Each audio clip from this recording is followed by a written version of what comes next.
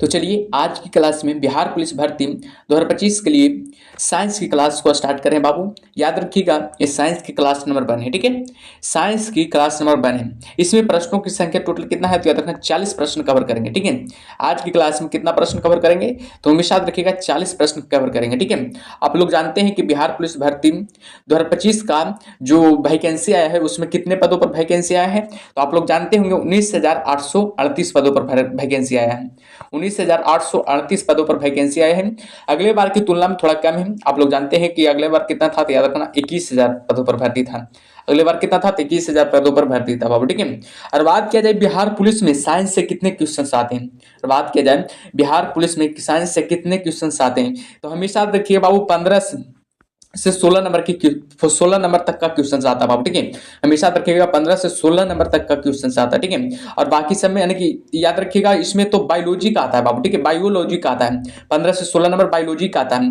और physics chemistry मिलाकर याद रखिएगा फिजिक्स केमिस्ट्री मिलाकर कितना रहता है तो फिजिक्स केमिस्ट्री मिलाकर याद रखिएगा फिजिक्स केमिस्ट्री मिलाकर कितना रहता है तो याद रखना 15 नंबर रहता है। यानी कि टोटल साइंस से कितने नंबर का क्वेश्चन पूछा जाता है तो हमेशा याद रखिएगा 30 नंबर का क्वेश्चन पूछा जाता है। 30 नंबर का क्वेश्चन पूछा जाता है, ठीक है। तो ध्यान दीजिएगा आप लोग को साइंस पर ज्यादा ध्यान देना है और जीके जीएस पर बाबू, ठीक है। जीके जीएस अगर साइंस मजबूत कर लेते हैं तो इसी से आप लोग का रिजल्ट हो सकता है, ठीक है। तो चलिए शुरू करते हैं क्लास को। इससे पहले की क्लास पर नहीं तो क्लास को जरूर लाइक कीजिएगा और जो भी अभी तक चैनल को सब्सक्राइब नहीं किया बाबू सब्सक्राइब कर लीजिएगा, ठीक है। तो चलिए शुरू करते हैं फर्स्ट क्वेश्चन से कि कार में दृश्यावलोकन के लिए किस प्रकार के शीशे का प्रयोग होता है। कार में दृश्यावलोकन के लिए किस प्रकार के शीशे का प्रयोग होता है तो सभी लोग जवाब देने का प्रयास कीजिएगा। इस प्रश्न का सही उत्तर क्या होगा जो हमेशा याद रखिएगा बाबू इस प्रश्न का सही उत्तर हो जाएगा ऑप्शन नंबर सी, उत्तल दर्पण का प्रयोग किया जाता है। जो भी उत्तल दर्पण लगा रहे हैं उनका सही हो गया, ऑप्शन नंबर सी सही उत्तर हो गया।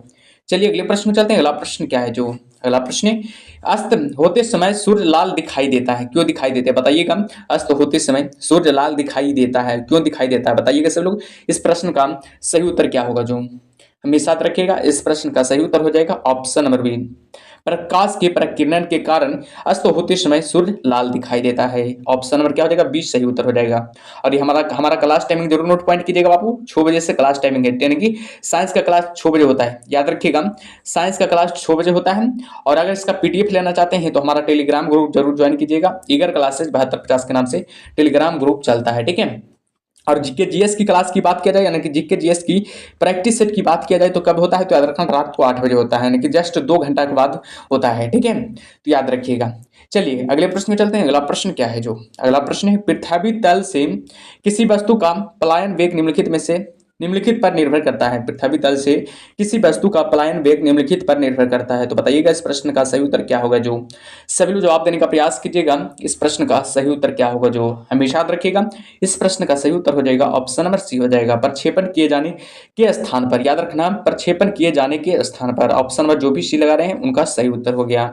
चलिए अगले प्रश्न में चलते हैं। अगला प्रश्न क्या है जो अगला प्रश्न है कि जल के वाष्प में परिवर्तन कहलाता है, क्या कहलाता है बताइएगा। जल के वाष्प में परिवर्तन क्या कहलाता है, सभी लोग जवाब देने का प्रयास कीजिएगा। इस प्रश्न का सही उत्तर क्या होगा। वेरी वेरी इंपॉर्टेंट सवाल है बाबू एग्जाम के अकॉर्डिंग। याद रखिएगा इस प्रश्न का सही उत्तर हो जाएगा ऑप्शन नंबर बी, भौतिकी परिवर्तन कहलाता है। हमेशा याद रखिएगा जल के वाष्प में परिवर्तन क्या कहलाता है तो हमेशा याद रखना है भौतिकी परिवर्तन कहलाता है। ऑप्शन नंबर क्या हो जाएगा ऑप्शन नंबर बी सही उत्तर हो जाएगा। चलिए अगले प्रश्न में चलते हैं। अगला प्रश्न क्या है जो अगला प्रश्न है बाबू की डायनेमो का कार्य क्या है बताइएगा। डायनेमो का कार्य क्या है ना कि जनरेटर, डायनेमो का अर्थ क्या होता है जनरेटर। याद रखिएगा जनरेटर बाबू, याद रखिएगा जनरेटर होता है इसका अर्थ, ठीक है। जनरेटर का कार्य क्या होता है बताइएगा। डायनेमो का कार्य क्या होता है, सभी जवाब देने का प्रयास कीजिएगा।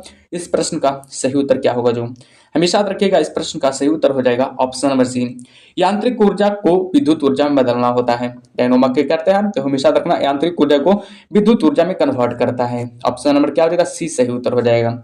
चलिए अगले प्रश्न में चलते हैं। अगला प्रश्न क्या है जो अगला प्रश्न है कि निम्न में से अवसरय तरंगे कौन है बताइएगा। निम्न में से अवसरय तरंगे कौन है बताइएगा। इस प्रश्न का सही उत्तर क्या होगा जो वेरी वेरी इंपॉर्टेंट सवाल है बाबू एग्जाम के अकॉर्डिंग।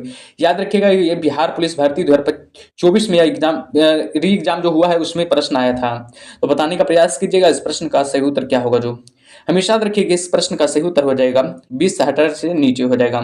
20 हर्ट्ज से क्या हो जाएगा नीचे हो जाएगा। ऑप्शन नंबर क्या हो जाएगा 20 सही उत्तर हो जाएगा। जो भी ऑप्शन नंबर बी बता रहे हैं उनका सही उत्तर हो गया। चलिए अगले प्रश्न में चलते हैं। अगला प्रश्न क्या है जो, अगला प्रश्न है कि दूध की शुद्धता किससे मापी जाती है? दूध की शुद्धता है जो किससे मापी जाती है? वेरी वेरी इंपॉर्टेंट सवाल है बाबू एग्जाम के अकॉर्डिंग। तो बताइएगा इस प्रश्न का सही उत्तर क्या होगा जो, दूध की शुद्धता किससे मापी जाती है? तो हमेशा याद रखिएगा इस प्रश्न का सही उत्तर हो जाएगा लैक्टोमीटर से। लैक्टोमीटर से दूध की शुद्धता मापी जाती है, ठीक है। ऑप्शन नंबर क्या हो जाएगा? ए सही उत्तर हो जाएगा, ठीक है।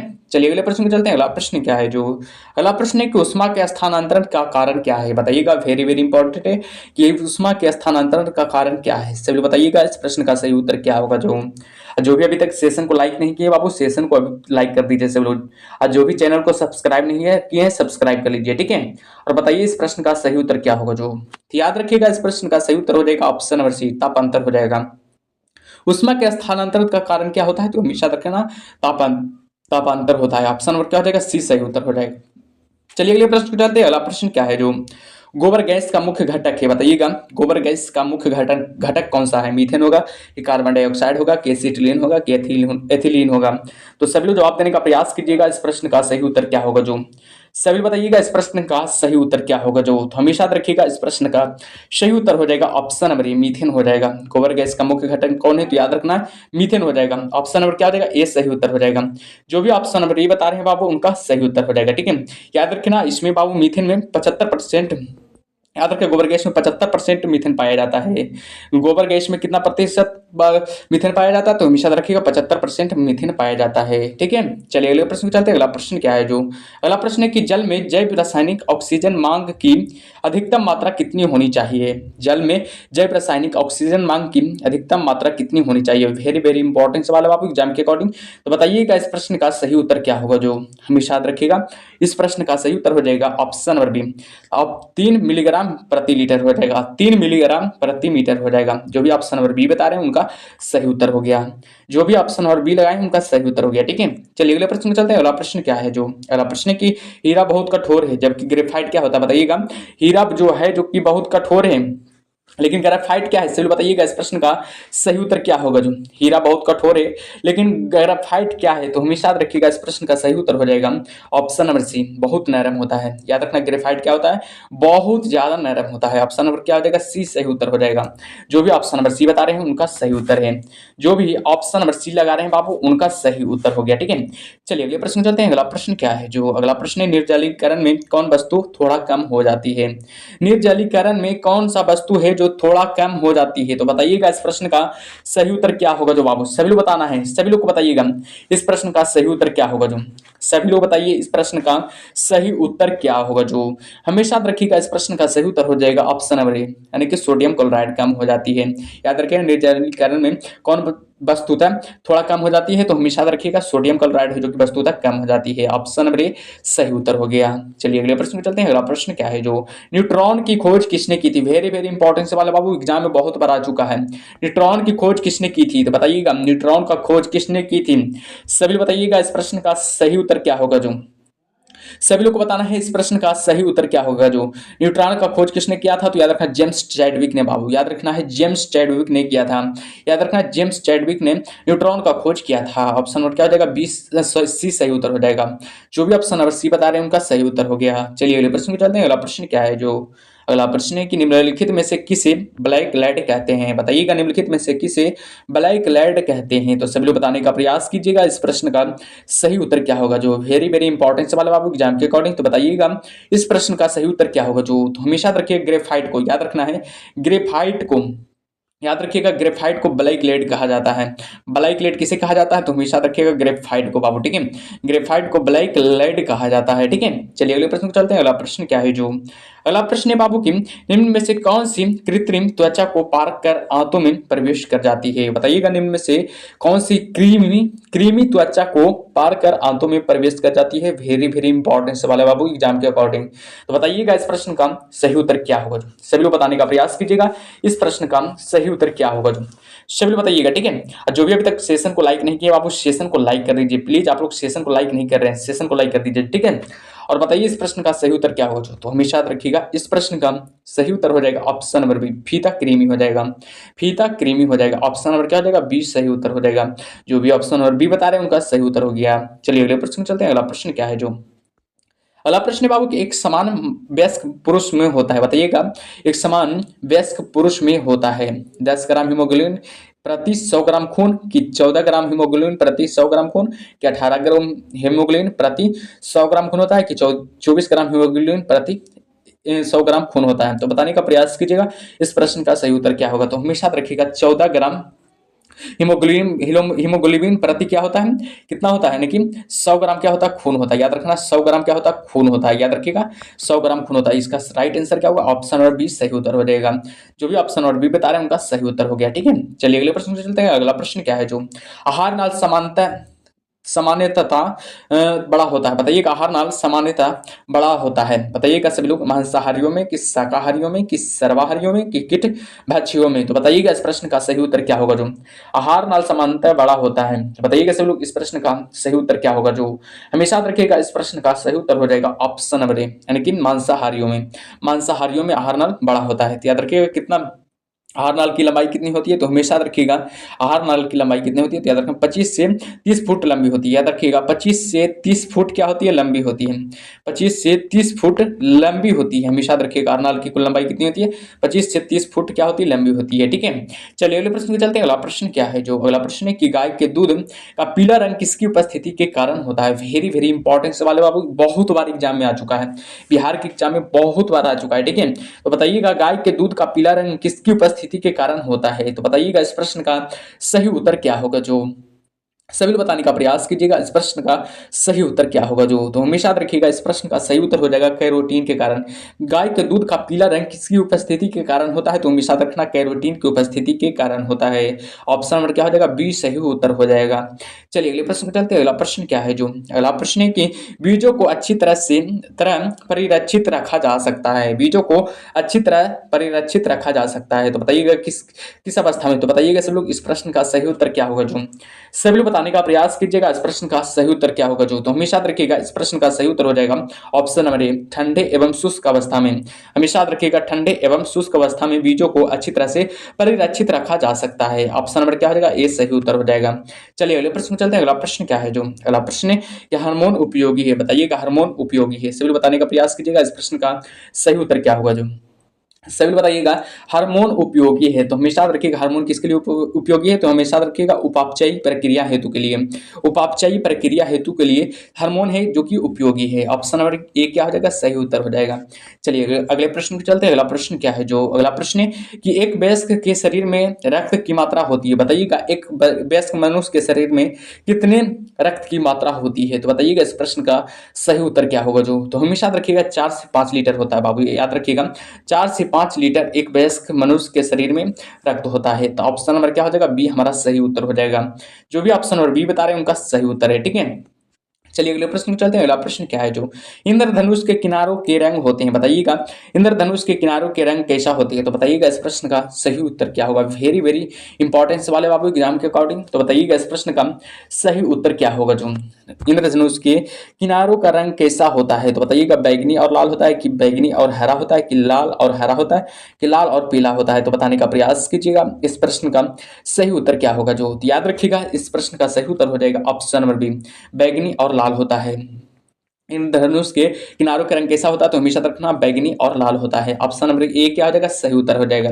चलिए अगले प्रश्न में चलते हैं। अगला प्रश्न क्या है, जो ऊर्जा का मात्रक वही होता है जो होता है, बताइएगा ऊर्जा का मात्रक वही होता है जो होता है। तो बताइएगा ऊर्जा का मात्रक क्या होता है, सभी बताने का प्रयास कीजिएगा इस प्रश्न का सही उत्तर क्या होगा। जो सभी बताइएगा ऊर्जा का मात्रक क्या होता है, सभी बताइएगा इस प्रश्न का सही उत्तर हो क्या होगा, जो कि कार्य का होता है बाबू। ठीक है, ऊर्जा का मात्रक क्या होता है बताइएगा, पहले ऊर्जा का मात्रक क्या होता है सभी बताइएगा कमेंट बॉक्स में कि ऊर्जा का मात्रक क्या होता है। आप लोग जानते हो ऊर्जा का मात्रक क्या होता है, जूल होता है बाबू। ठीक है, ऊर्जा का मात्रक जूल होता है, लेकिन कार्य का भी मात्रक क्या होता है, जूल ही होता है बाबू। ठीक है, कार्य का भी मात्रक क्या होता है, जूल ही होता है। इसलिए क्या करा, ऊर्जा का मात्रक वही होता है जो होता है किसका मात्रक, कार्य का मात्रक होता है। ठीक है, तो हमेशा याद रखिएगा। ठीक है, चलिए अगले प्रश्न में चलते हैं। अगला प्रश्न क्या है, जो अगला प्रश्न है कि किसी रेडियो सक्रिय वस्तु से उत्सर्जित अल्फा किरणें हैं। तो बताइएगा हाइड्रोजन नाभिक किरणात्मक रूप से अवशेषित कण होगा कि हीलियम नाभिक होगा कि ड्यूट्रॉन होगा? तो बताइएगा इस प्रश्न का सही उत्तर क्या होगा। वेरी वेरी इंपॉर्टेंट सवाल है बाबू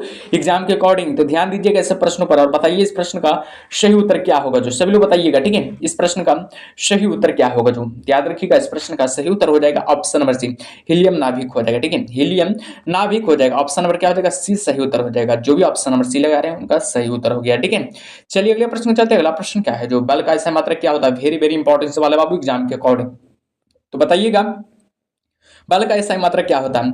सभी लोग बताने का प्रयास कीजिएगा बल का SI मात्रक क्या होता है। जो याद रखिएगा बल का SI मात्रक क्या होता है, तो हमेशा याद रखिएगा बल का SI मात्रक न्यूटन होता है बाबू। ठीक है, बल का SI मात्रक क्या होता है? न्यूटन होता है। याद रखिएगा न्यूटन होता है बल का SI मात्रक। ठीक है, ऑप्शन नंबर क्या हो जाएगा? ये सही उत्तर हो जाएगा। जो भी ऑप्शन नंबर ये बता रहे हैं उनका सही उत्तर हो गया। कार्य किसका मात्रक है? तो याद रखिए कार्य किसका मात्रक है? जूल किसका मात्रक है? तो याद रखें कार्य का मात्रक हो जाएगा, कार्य का मात्रक जूल हो जाएगा। कार्य का मात्रक क्या होता है? जूल होता है। ठीक है, ऊर्जा का मात्रक भी क्या होता है? जूल ही होता है बाबू। ठीक है, याद रखिएगा ऊर्जा का मात्रक भी जूल ही होता है। ठीक है, तो याद रखिएगा सबको। चलिए अगले प्रश्न में चलते हैं। अगला प्रश्न क्या है? जो अगला प्रश्न कि अच्छी प्रतिरोध कुंडलियां होती है, बताइएगा अच्छी प्रतिरोध कुंडलियां होती है लोहा की होती है कि सोना की होती है कि चांदी की होती है कि मैग्नीज की होती है? तो बताइएगा इस प्रश्न का सही उत्तर क्या होगा। जो तो हमेशा रखिएगा इस प्रश्न का सही उत्तर हो जाएगा ऑप्शन नंबर सी, चांदी की होती है। अच्छी प्रतिरोध कुंडलियां होती है किसकी? तो याद रखना चांदी की होती है। ऑप्शन नंबर सी सही उत्तर हो गया। चलिए अगले प्रश्न चलते हैं। अगला प्रश्न क्या है? जो दाब बढ़ाने पर बर्फ का गलनांक क्या होता है? बताइएगा दाब बढ़ाने पर बर्फ का गलनांक क्या होता है? वेरी वेरी इंपॉर्टेंट सवाल है बाबू एग्जाम के अकॉर्डिंग, तो बताइएगा दाब बढ़ाने पर बर्फ का गलनांक क्या होता है? तो हमेशा रखिएगा इस प्रश्न का सही क्या हो जाएगा? याद रखना घटता है। दाब बढ़ाने पर बर्फ का गलनांक क्या होता है? घटता है। ऑप्शन नंबर क्या हो जाएगा? ए सही उत्तर हो जाएगा। जो भी ऑप्शन नंबर ये बता रहे हैं उनका सही उत्तर है। ठीक है, चलिए अगले प्रश्न में चलते हैं। अगला प्रश्न क्या है? जो अगला प्रश्न है कि रॉकेट के ईंधन में प्रयोग किया जाने वाला कृत्रिम रबर है। रॉकेट के ईंधन में प्रयोग किया जाने वाला कृत्रिम रबर है, बताइएगा कौन सा हो जाएगा। सभी बताइएगा इस प्रश्न का सही उत्तर क्या होगा। जो तो याद रखिएगा बाबू इस प्रश्न का सही उत्तर हो जाएगा ऑप्शन नंबर सी, नियोप्रीन हो जाएगा। ठीक है, नियोप्रीन हो जाएगा। जो भी ऑप्शन नंबर सी बता रहे हैं उनका सही उत्तर हो गया। ठीक है, चलिए अगले प्रश्न में चलते हैं। अगला प्रश्न क्या है? जो अगला प्रश्न है कि निम्नलिखित में से किसका अंतराण्विक बल सबसे क्षीण है? बताइएगा निम्नलिखित में से किसका अंतराण्विक बल सबसे क्षीण है? तो बताइएगा इस प्रश्न का सही उत्तर क्या होगा। जो सभी बताने का प्रयास कीजिएगा इस प्रश्न का सही उत्तर क्या होगा। जो तो हमेशा याद रखिएगा इस प्रश्न का सही उत्तर हो जाएगा हीलियम का बाबू। ठीक है, याद रखिएगा हीलियम का हो जाएगा, हीलियम का हो जाएगा। ठीक है, इसका परमाणु भार क्या होता है? याद रखना परमाणु भार 4 होता है। ठीक है, तो ऑप्शन नंबर ये क्या हो जाएगा? राइट आंसर हो जाएगा। जो भी ऑप्शन नंबर ये बता रहे हैं उनका सही उत्तर हो गया। ठीक है, चलिए अगले प्रश्न में चलते हैं। अगला प्रश्न क्या है? जो लोहे की परत पर किस धातु से गैल्वेनीकरण होता है? तो बताइएगा लोहे की परत से पर किस धातु का से गैल्वेनीकरण होता है? तो बताइएगा इस प्रश्न का सही उत्तर क्या होगा। जो अभी तक जो भी सेशन को लाइक नहीं किया बाबू सेशन को लाइक कर दीजिए, बहुत कम लाइक हुआ है। ठीक है, लाइक कर दीजिए प्लीज, आप लोग के लिए ही मेहनत कर रहे हैं। ठीक है, तो बताइए इस प्रश्न का सही उत्तर क्या होगा। जो सभी लोग पहले लाइक कर दीजिए। ठीक है, तो बताइए इस प्रश्न का सही उत्तर क्या होगा। जो याद रखना इस प्रश्न का सही उत्तर हो जाएगा जिंक से बाबू। ठीक है, लोहे की परत पर किस धातु से गैल्वेनीकरण किया जाता है? याद रखना जिंक से गैल्वेनीकरण किया जाता है। ऑप्शन नंबर क्या हो जाएगा? 20 सही उत्तर हो जाएगा। चलिए अगले प्रश्न में चलते हैं। अगला प्रश्न क्या है? जो अगला प्रश्न है कि सिक्के बनाने में किस धातु का उपयोग होता है? सिक्के बनाने में किस धातु का उपयोग होता है? वेरी वेरी इंपॉर्टेंट सवाल है बाबू एग्जाम के अकॉर्डिंग, तो बताइएगा इस प्रश्न का सही उत्तर क्या होगा। जो सिक्के बनाने में किस धातु का उपयोग होता है? हमेशा याद रखिएगा इस प्रश्न का सही उत्तर हो जाएगा ऑप्शन नंबर सी, कॉपर का बाबू। ठीक है, सिक्के बनाने में किस धातु का उपयोग होता है? तो हमेशा रखिएगा कॉपर का उपयोग होता है। ऑप्शन नंबर क्या हो जाएगा? सी सही उत्तर हो जाएगा।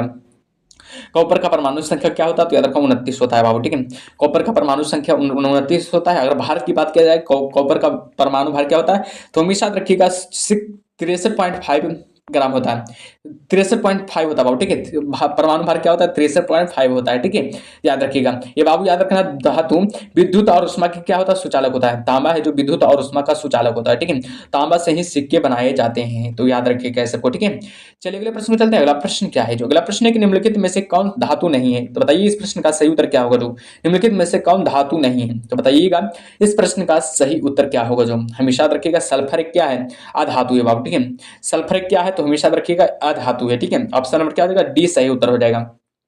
सल्फर का परमाणु संख्या कितना है? तो याद रखना है परमाणु संख्या यानी कि परमाणु क्रमांक कितना है? 16 बाबू। ठीक है, सल्फर का परमाणु क्रमांक कितना है? तो याद रखना 16 हो जाएगा। ठीक है, याद रखिएगा। चलिए अगले प्रश्न में चलते हैं। अगला प्रश्न क्या है? जो अगला प्रश्न है एक इलेक्ट्रॉन का द्रव्यमान है, बताइएगा एक इलेक्ट्रॉन का द्रव्यमान क्या है? बताइएगा सब लोग इस प्रश्न का सही उत्तर क्या होगा। जो एक इलेक्ट्रॉन का द्रव्यमान क्या है? सभी लोग जवाब देने का प्रयास कीजिएगा। इस प्रश्न का सही उत्तर क्या हो जाएगा? याद रखिएगा, इस प्रश्न का सही उत्तर हो जाएगा ऑप्शन नंबर बी। जो भी ऑप्शन नंबर बी लगा रहे हैं उनका सही उत्तर है, ठीक है। जो भी ऑप्शन नंबर बी बता रहे हैं बाबू उनका सही उत्तर है, ठीक है। चलिए अगले प्रश्न पर चलते हैं। अगला प्रश्न क्या है? जो मानव निर्मित तत्व कौन सा है? बताइएगा, मानव निर्मित तत्व कौन सा है? वेरी वेरी इंपॉर्टेंट सवाल है बाबू एग्जाम के अकॉर्डिंग। तो बताइएगा इस प्रश्न का सही उत्तर क्या होगा? जो मानव निर्मित तत्व कौन है? तो याद रखना प्लूटोनियम बाबू, ठीक है। प्लूटोनियम एक मानव निर्मित तत्व है। ऑप्शन नंबर क्या हो जाएगा? ए सही उत्तर हो जाएगा। जो भी ऑप्शन नंबर सी ये बता रहे हैं बाबू उनका सही उत्तर है। और बात किया जाए प्लूटोनियम का परमाणु क्रमांक कितना होता है? तो याद रखना 94 होता है।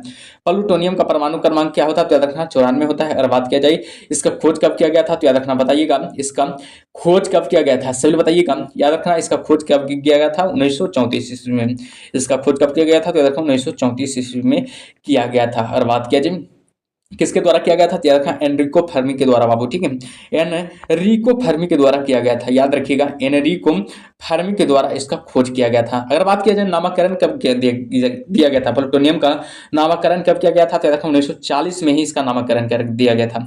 1940 में इसको नामकरण कर दिया गया था, याद रखिएगा, ठीक है।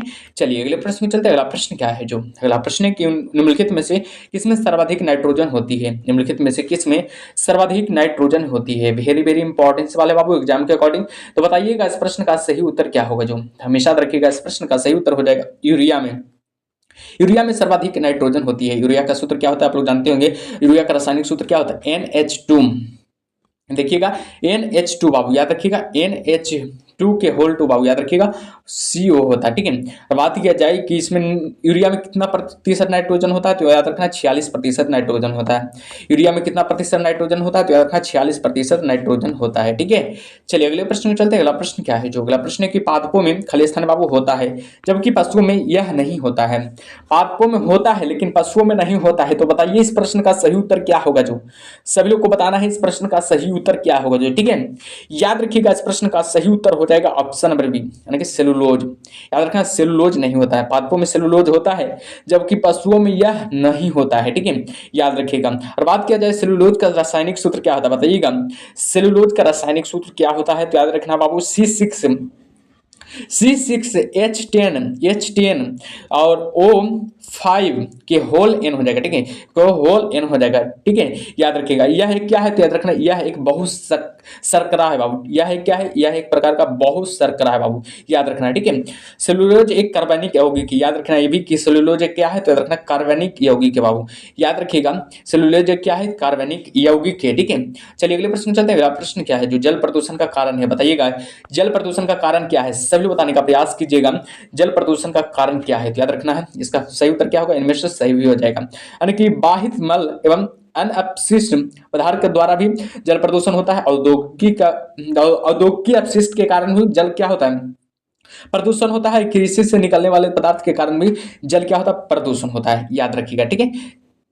चलिए अगले प्रश्न चलते हैं। अगला प्रश्न क्या है? जो रेशम कीट किस अवस्था में रेशम प्राप्त होता है? रेशम कीट की किस अवस्था में रेशम प्राप्त होता है? तो बताइएगा इस प्रश्न का सही उत्तर क्या होगा? जो हमेशा रखिएगा इस प्रश्न का सही उत्तर हो जाएगा केटर पिलर में बाबू, ठीक है, केटर पिलर में। ऑप्शन नंबर क्या हो जाएगा? डी सही उत्तर हो जाएगा।